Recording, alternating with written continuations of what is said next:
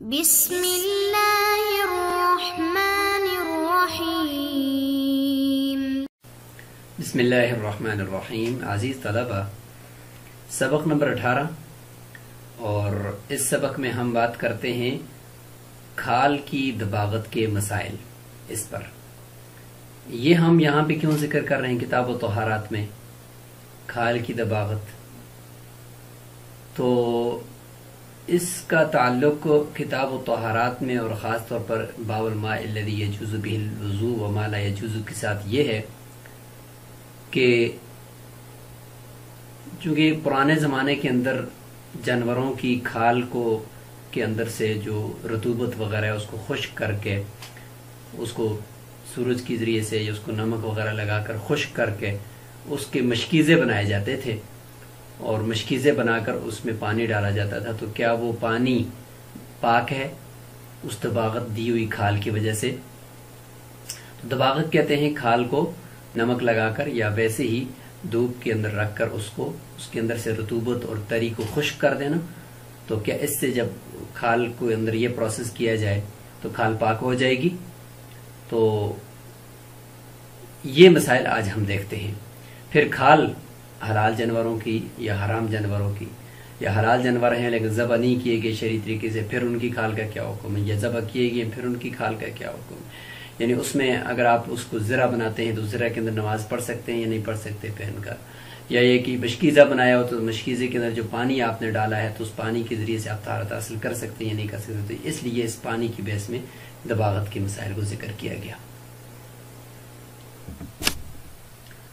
قال وكل إهاب دبغ فقد طهور وجازت الصلاة فيه والوضوء منه إلا جلد الخنزير والآدمي۔ فرماتے ہیں یعنی صاحب خدوری رحمہ اللہ کہ ہر وہ کھال جس کو دباغت دی جائے یعنی جس کے اندر سے رطوبات کو خشک کر دیا جائے ایک پروسیس کے ذریعے سے تو وہ پاک ہو جاتی ہے۔ ہر دباغت، ہر کھال جس کو دباغت دی جائے، تو مطلب یہ کہ حلال جانور کی ہو یا حرام کی ہو۔ وجازت الصلاۃ فیہ، اس میں نماز بھی پڑھنا جائز ہے، یعنی اگر اس کو زرہ بنایا ہوا ہے یا اس کا مسلح بنایا ہوا ہے۔ والوضوء منہ، یا اس کا مشکیزہ بنایا ہوا تو اس کی مشکیزے سے اندر سے پانی لے کر وضو کرنا بھی جائز، سوائے خنزیر کی کھال کے اور سوائے آدمی کی کھال کے۔ یعنی یہ دو کھالیں آپ ان کو دباغت نہیں دے سکتے۔ خنزیر تو نجس العین ہے، اس کا تو بال نجس ہے، اور کھال بھی اس کی وجہ سے جتنی بھی اس کی دباغتیں دیں، اور آدمی کی کرامت کی وجہ سے اس کی کھال کو استعمال نہیں کیا جائے گا۔ تو یہ ہو گیا متن۔ اب صاحب ہدایہ کی جو تشریح اس کی طرف آتے ہیں۔ لقولہ علیہ السلام، دلیل صاحب ہدایہ دے رہے ہیں، نقلی دلیل، کہ ایما احاب دبغ فقد طہور، کہ ہر وہ کھال جس کو دباغت دی جائے تو وہ پاک ہو جاتی ہے۔ وَهُوَ بِعُمُومِهِ حُجَّةٌ عَلَى مَالِكٍ رَحِمَهُ اللَّهُ فِي جِلْدِ الْمَيْتَةِ وَلَا يُعَارِضُ بِالنَّهْيِ الْوَارِدِ عَنِ الْانْتِفَاعِ مِنَ الْمَيْتَةِ بِإِهَابٍ، وَهُوَ قَوْلُهُ عَلَيْهِ السَّلَامُ لَا تَنْتَفِعُ مِنَ الْمَيْتَةِ بِإِهَابٍ لِأَنَّهُ اسم لغیر المدبوغ۔ فرماتے ہیں کہ امام مالک رحمۃ اللہ علیہ کے اوپر بھی یہ روایت حجت ہے، یعنی ان کے خلاف یہ دلیل بن رہی ہے۔ کس صورت میں؟ مردار کے کھال کی صورت میں، کیونکہ وہ مردار کی کھال کے بارے میں فرماتے ہیں کہ اس کو پاک اگر کریں بھی، دباغت دیں بھی، تو اس کے باوجود بھی وہ پاک نہیں ہوگی۔ یہ امام مالک رحمۃ اللہ علیہ کا مسلک ہے اس حوالے سے۔ تو فرماتے ہیں کہ چونکہ یہ روایت اس میں ایما احابن ہے، اس میں کوئی قید نہیں ہے، کوئی تفصیل نہیں ہے، تو اس سے پتہ چلا کہ مردار کی کھال ہو یا حلال جانوروں کی کھال ہو، جس کو بھی دباغت دے دیں تو وہ پاک ہو جاتی ہے۔ ولا يعارض بالنهي الوارد، اور یہ روایت معارض اور مقابل نہیں ہے اس روایت کے جس کے اندر نئی وارد ہوئی ہے عن الانتفاع من المیتۃ بإحاب، کہ مردار کی کھال سے نفع اٹھانے سے جس میں نئی وارد ہوئی ہے، اس روایت کے یہ مخالف اور معارض بھی نہیں ہے۔ روایت کون سی ہے؟ وہ قول علیہ السلام، وہ آپ صلی اللہ علیہ وسلم کا یہ قول ہے کہ لا تنتفع من المیتۃ بإحاب، کہ آپ جانوروں کی کھال سے نفع حاصل مت کرو. کیوں معارض نہیں ہے؟ کیونکہ دیکھیں یہاں پہ تو احاب قرار دیا ہے، تو یہ ہو گیا نا کہ ایما احاب دبیا فقط طہورا، اور ادھر فرمایا کہ لا تنتفعوا من المیتۃ باحاب، کہ کسی بھی مردار کی کھال سے فائدہ حاصل نہ کرو. تو معلوم ہوا کہ مردار کی کھال یہاں مراد نہیں ہے. جواب یہ ہے صاحب الایہ کی طرف سے کہ لأنہ اسم لغیر المطبوخ، کہ احاب جو نام ہے نا، احاب یہ کھال کا نام اس کھال کا نام ہے جس کو دباغت نہ دی گئی ہو. لہذا حدیث کا مطلب یہ ہے کہ مردار کی وہ کھال جس کو دباغت نہیں دی گئی اس سے نفع حاصل نہ کرو، یہ مطلب ہے. یہ مطلب نہیں ہے کہ دباغت کے بعد نفع حاصل نہ کرو. تو لہذا یہ بات یہاں پہ کلیئر ہوگی. فرماتے کہ یہ جو ہماری روایت ہے ایما احاب تبیغ فقط طہورا، یہی ہماری روایت حجت علی الشافعی رحمہ اللہ فی جلد الکلب، یہ امام شافعی رحمۃ اللہ علیہ کے خلاف بھی حجت بن رہی ہے کتے کی جلد سے متعلق بھی، کیونکہ کتے کی جلد سے متعلق امام شافعی رحمۃ اللہ فرماتے کہ کتا نجس العین ہے، لہٰذا کتے کی جلد کو جتنی بھی آپ دباغت دیں گے وہ پاک نہیں ہوگی. جبکہ احناف کے نزدیک وہ بھی چونکہ مردار ہے، لہٰذا اگر اس کی بھی دم مسفوح کو کسی طریقے سے اس کو گلا کاٹ کر نکال دیا جائے تو اس کی جو کھال ہے اس کو بھی دباغت دینے سے وہ پاک ہو جائے گی. فرماتے ہیں کہ امام شافعی رحمۃ اللہ کے نزدیک چونکہ یہ کتا نجس العین ہے خنزیر کی طرح، تو وہ فرماتے ہیں کہ اس کی جلد بھی پاک نہیں ہوگی. احناف کی طرف سے اس کا جواب یہ کہ ولیس الکلب بنجس العین، کتا نجس العین نہیں ہے. دلیل کیا ہے؟ الا تری انہ ینتفع بہ حراسۃ واصطیادا، کہ اس سے نفع حاصل کیا جاتا ہے چوکیداری کے طور پر اور شکار کے طور پر، کہ وہ دیکھیں انسان کی حفاظت بھی کرتا ہے اور ساتھ ساتھ شکار کے کام بھی آتا ہے. اگر وہ نجس العین ہوتا تو ان دو کاموں کے ذریعے سے قرآن مجید میں بھی ہے کہ وما علمتم من الجوارح مکلبین تعلمونہن، تو کبھی بھی پھر ان سے یہ نفع حاصل کرنے کی اجازت نہ ہوتی. تو معلوم یہ کہ نجس العین نہیں ہے، حرام تو ہے اس کا گوشت کھانا. تو دباغت کے اندر تو گوشت کھایا نہیں جاتا، دباغت کے اندر تو اس کی جلد سے اس کی وہ جو ناپاک رطوبات ہیں ان کو ایک پروسیس کر کے ختم کر دیا جاتا ہے، اس کے بعد پھر وہ پاک ہو جاتی. بخلاف الخنزیری، بخلاف خنزیر کے، لأنہ نجس العین، اس لیے کہ وہ نجس العین ہے. قرآن مجید میں ہے کہ قل لا اجد فيما اوحي الي محرما على طاعم يطعمه الا ان يكون ميتة او دما مسفوحا او لحم خنزير فانه رجس. فرماتے ہیں کہ فانه رجس، اذ الهاء في قوله تعالى فانه رجس، یہ جو ہو ضمیر ہے یہ ضمیر اللہ تعالیٰ کے اس قول فانه رجس کے اندر یہ راجع ہو رہی ہے منصرف الیہ، یہ خنزیر کی طرف ہی راجع ہو رہی ہے، ادھر ہی لوٹ رہی ہے، کیونکہ اس سے پہلے ذکر ہے او لحم خنزیر فانه رجس، لہذا ضمیر راجع ہو رہی ہے خنزیر کی طرف. کیوں؟ لقربہ، کیونکہ وہ قریب ہے، اور مرجع کے اندر اصل یہ ہے کہ وہ قریب ہوتا ہے، تو لہذا اسی کی طرف راجع ہے. تو قرآن میں چونکہ اس کو نجس العین قرار دے دیا گیا ہے، لہذا اس وجہ سے یہ نجس العین ہوگا.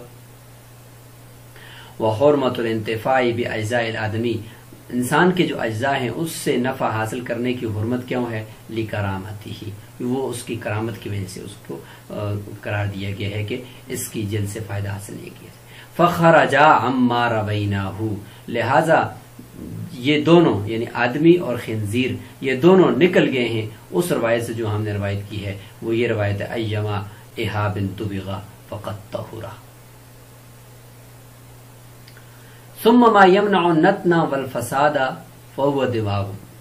فرماتے ہیں کہ ہر وہ طریقہ جو بدبو کو اور خرابی کو، یعنی اس کے اندر کوئی گندگی وغیرہ ہے، رطوبات ہیں، ان کو ختم کر دیتا ہے اور اس کو روک دیتا ہے کہ اس کے اندر بدبو پیدا نہ ہو اور وہ خراب چمڑا نہ ہو اور اس کے اندر جو ہے وہ رطوبات خشک ہو جائیں. جو بھی ایسی چیز ہوگی فهو دباغ، ہم اس کو یہ کہیں گے کہ یہ دباغت ہے، لہذا اسی کا نام دباغت ہوگا. وَإِنْ كَانَ تَشْمِيسًا، اگرچہ اس کو تشمیس کے ذریعے سے کیا جائے، یعنی سورج کے اوپر رکھ کر خشک کیا جائے، اور تتریباً یا مٹی وغیرہ لگا کر کیا جائے، یا یہ کہ نمک وغیرہ لگا کر اس کو، تو اب جدید طریقے سے بھی اس کی دباغت ہوتی ہے، مختلف مشینریوں کے ذریعے سے بھی دباغت ہوتی ہے. تو بہرحال جس طریقے سے بھی ہو تو اس کو ہم دباغت کہیں گے. لأن المقصود يحصل به، اس لیے کہ مقصود ان سب چیزوں سے طریقوں سے حاصل ہو جاتا ہے. فلا معنی لاشتراط غیرہ، لہذا کسی غیر چیز کو، کسی اور اس کے علاوہ چیزوں کو شرط لگانا کہ یہ کام ہونا ضروری ہے، یا نمک ہی ڈالنا ضروری ہے، یا یہ چیزیں کریں گے تو دباغت ہوگی، اس کے علاوہ دباغت نہیں ہوگی، تو یہ معنی یہاں پہ اس کا کوئی بھی مطلب نہیں ہوگا۔ بس کسی بھی طریقے سے رطوبات ختم ہو جائیں، اس کے اندر بدبو ختم ہو جائے، اور آئندہ کے لیے اس کے اندر بدبو یا کوئی خرابی نہ ہو، تو بس اس سے دباغت ہو جائے گی۔ ثم ما يطهر جلده بالدباغ يطهر بالزکات، فرماتے ہیں کہ ہر وہ جانور کہ جس کی جلد دباغت کی وجہ سے پاک ہو جاتی ہے تو اس کی جلد اس کو ذبح کرنے سے بھی پاک ہو جاتی ہے۔ مطلب اگر حرام جانور ہے، بے شک حرام ہو، آپ نے گوشت اس کا نہیں کھانا، آپ اس کے چمڑے کو استعمال کرنا چاہتے ہیں، کھال کو استعمال کرنا چاہتے ہیں، تو آپ اس کو شرعی طریقے سے ذبح کر دیں۔ اگرچہ گوشت نہ کھائیں، شرعی طریقے سے ذبح کرنے کا مطلب یہ ہوگا کہ اس کے اندر سے خون نکل جائے گا، جب خون نکل گیا تو آپ پیچھے جو ہے وہ جو اس کی کھال ہے اس کھال کو دباغت دے کر استعمال کر سکتے ہیں۔ تو لہٰذا ہر وہ جانور یعنی خنزیر کے علاوہ یا انسان کے علاوہ جس کی کھال کو دباغت دے دیں تو وہ پاک ہو جاتی ہے، تو اس کو ذبح کر دیں تو اس سے بھی اس کی وہ ہو جائے گی، اس کی جلد پاک ہو جائے گی، اور گوشت بھی اس کا پاک ہو جائے گا۔ مطلب یہ ہے کہ کھانا تو جائز نہیں ہے، لیکن اگر کپڑے کے ساتھ لگ گیا تو وہ کپڑا ناپاک نہیں ہوگا۔ لأنها تعمل عمل الدباغ فی ازالۃ الرطوبات النجسۃ، اس لیے کہ یہ جو زکوٰۃ ہے یعنی ذبح کرنا، رال کے ساتھ ہوتا ہے ذبح کرنا زکوٰۃ، ٹھیک ہے، اور زکوٰۃ کا مطلب ہوتا ہے پاکیزہ کا۔ لأنها تعمل عمل الدباغ، اس لیے کہ یہ ذبح کرنا یہ دباغت والا ہی عمل کرتا ہے، کس چیز میں؟ رطوبات کے زائل کرنے میں، یعنی نجس رطوبات کے زائل کرنے میں۔ تو جس طریقے سے ذبح کرنے سے ساری رطوبات سب کچھ اندر سے نکل جاتا ہے، اسی طریقے سے یہ دباغت سے بھی نکل جاتا ہے، لہٰذا ذبح کرنے سے بھی وہ پاک ہو جائے گی۔ لہٰذا پاک ہونے کا مطلب یہ ہوگا کہ وہ اگر کسی کپڑے وغیرہ کے ساتھ لگے گی تو کپڑا ناپاک نہیں ہوگا، البتہ اس کو دباغت دے کر مزید بھی صاف کر کے رطوبات کو ختم کر کے اس کی جلد کو استعمال کیا جا سکتا ہے، یا اس کی ہڈی وغیرہ آگے آ رہا ہے اس کو بھی استعمال کیا جا سکتا ہے، اس کے حرام جانور کے، ناپاک جانور کے بالوں کو بھی استعمال کیا جاتا ہے۔ وَكَذَلِكَ يَطْهُرُ لَحْمُهُ، اسی طریقے اس کا گوشت بھی پاک ہو جائے گا۔ اگر وہ گوشت آپ کے کپڑوں کے ساتھ یا ہاتھوں کے ساتھ لگا ہے تو اس کے ساتھ اگر آپ نے نماز پڑھی تو نماز آپ کی ہو جائے گی۔ وہ صحیح، یہی صحیح قول ہے، راجح قول ہے۔ وَإِن لَمْ يَكُنْ مَأْكُولًا، اگرچہ اس کا گوشت کھایا نہیں جاتا، لیکن یہ کہ اگر جسم یا کپڑوں کے ساتھ لگ گئے تو کپڑے ناپاک نہیں ہوں گے۔ قال وَشَعْرُ الْمَيْتَةِ وَعَظْمُهَا طَاهِرٌ، اسی طریقے سے مردار جانور ہے، اس کے بال، اس کی ہڈی، یہ بھی پاک ہیں، لہذا ان کو اگر جیب میں رکھ کر کسی مردار جانور کے بال ہیں ان کو رکھ کر نماز پڑھی تو نماز اس کی ہو جائے گی، یا اس کی ہڈی ہے اس کے پاس تو ہڈی بھی اس کی ناپاک نہیں ہے۔ یا یہ کہ پانی کے اندر یہ گر جاتے ہیں، چونکہ پانی کے مسائل تو ہم اس کو ذکر کرتے ہیں، پانی کے اندر اگر یہ گر جاتے ہیں تو ہڈی ناپاک کی یا ناپاک جانور کے بال، تو وہ بال اور ہڈی پاک ہیں، لہذا اس کی وجہ سے پانی ناپاک نہیں ہوگا۔ امام شافعی رحمۃ اللہ فرماتے کہ نجسن، یہ مردار جانور کے بال اور ہڈی ناپاک ہے، لأنہ من اجزاء المیتۃ، وہ فرماتے ہیں کہ چونکہ یہ مردار جانور کے اجزاء ہیں اور مردار جانور سارے کا سارا اپنے اجزاء سمیت ناپاک ہے، لہذا اس کی ہڈی اور بال بھی ناپاک ہونے چاہیے۔ احناف اس کی دلیل اس مسئلے کے اندر یہ دلیل پیش کرتے ہیں کہ انہ لا حیات فیہما، کیونکہ یہ جو بال ہیں اور یہ ہڈی ہے ان کے اندر حیات تو نہیں ہوتی، یہ تو بے جان سی انسان کے جسم کے اندر یہ تو ناپاک، یعنی یہ تو بے جان ہوتی ہیں۔ وَلِهَذَا لَا يَتَعَلَّمُ بِقَطْعِهِمَا، اسی وجہ سے ان کو کاٹنے سے تکلیف نہیں ہوتی، یعنی بالوں کو اگر کاٹیں تو بالوں کو کاٹنے سے تکلیف تو نہیں ہوتی، زندہ جانور اس کے بالوں کو کاٹنے سے تکلیف نہیں ہوتی، لہذا لا يتعلم بقطعهما، ان کے کاٹنے سے تکلیف نہیں ہوتی۔ فلا يحلهم الموت، لہذا موت اگر کسی مردار کے اوپر آئی ہے تو اس کو ان دونوں کو موت نہیں پہنچی، نہ بالوں کو پہنچی نہ ہڈی کو پہنچی ہے، موت تو ان جگہوں کو پہنچی جو جن کو تکلیف ہوتی ہے کاٹنے سے۔ اذ الموت زوال الحیات، موت کا مطلب ہوتا ہے حیات کا ظاہر ہونا، تو جہاں پہ حیات ہوگی تو ظاہر ہوگی نا، جہاں پہ حیات ہی نہیں ہے وہ ظاہر کیسے ہوگی؟ لہذا بالوں کے اندر حیات ہے ہی نہیں ہے، ہڈی کے اندر حیات ہے ہی نہیں ہے، تو وہ ظاہر کیسے ہوگی؟ وشعر الانسان وعظمه طاہر، اور انسان کے جو بال ہیں اور انسان کی جو ہڈی ہے وہ بھی پاک ہے، اگر پانی کے اندر گر گئی تو پانی ناپاک نہیں ہوگا۔ امام شافعی رحمۃ اللہ فرماتے ہیں کہ یہ نجس ہے، لأنه لا ينتفع به ولا يجوز بيعه، لہذا کیونکہ اس کا نہ اس سے نفع حاصل کرنا جائز ہے، نہ اس کو بیچنا جائز ہے۔ جب یہ چیزیں جائز نہیں ہیں، نہ اس کے بالوں کو بیچنا، نہ اس کی ہڈی کو بیچنا، تو پھر نجس ہوئے نا، پھر تو پاک نہ ہوئے۔ احناف فرماتے ہیں کہ ان عدم الانتفاع والبیع لکرامتہ، کہ اس سے جو نفع حاصل کرنے کی ممانعت ہے اور یا اس کو بیچنے کی ممانعت ہے وہ انسان کی کرامت کی وجہ سے ہے، نہ کہ اس کے نجس ہونے کی وجہ سے۔ فلا يدل علی نجاستہ، لہذا یہ اس کے نجس ہونے کے اوپر دلالت نہیں کرتا۔ تو یہاں پر یہ باب الماء الذی یجوز بہ الوضوء وما لا یجوز بہ، پانیوں کے اقسام سے متعلق جو تھا تو وہ اپنے اختتام کو پہنچا، اور اسی کا خلاصہ یہ ہوا کہ ہم نے ان پانیوں کا ذکر کیا جو مائع مطلق تھے، اور اس کے بعد پھر مائع مقید میں جس کے اندر پاک چیز گر جائے، تو اس میں ہم نے یہ بات کی کہ رقت اور سیلان، اگر چیز جامد ہے تو رقت اور سیلان پانی کا اگر برقرار ہے تو طہارت حاصل کر سکتے ہیں، اگر نہیں ہے تو نہیں کر سکتے۔ اور اگر کوئی مائع چیز پاک ہے، وہ گر گئی ہے، تو پانی کے اگر پانی ٹھہرا ہوا ہے اور قلیل پانی ہے تو اس کے 3 اوصاف میں سے اگر ایک وصف تبدیل ہوا ہے، زیادہ باقی ہیں، تو اس سے طہارت حاصل کر سکتے ہیں، اگر زیادہ وصف تبدیل ہوئے تو طہارت حاصل نہیں کر سکتے۔ اور اگر ناپاک چیز گر گئی ہے تو پانی اگر ٹھہرا ہوا ہے تو وہ ناپاک ہو جاتا ہے، اگر ٹھہرا ہوا پانی بڑا حوض نہیں ہے دا دردا تو وہ ناپاک ہو جاتا ہے، اور اگر پانی جاری ہے تو اس کے اندر نجاست گرنے سے وہ ناپاک نہیں ہوتا، بشرطے کہ اس کے اندر نجاست کا کوئی اثر ظاہر نہ ہو۔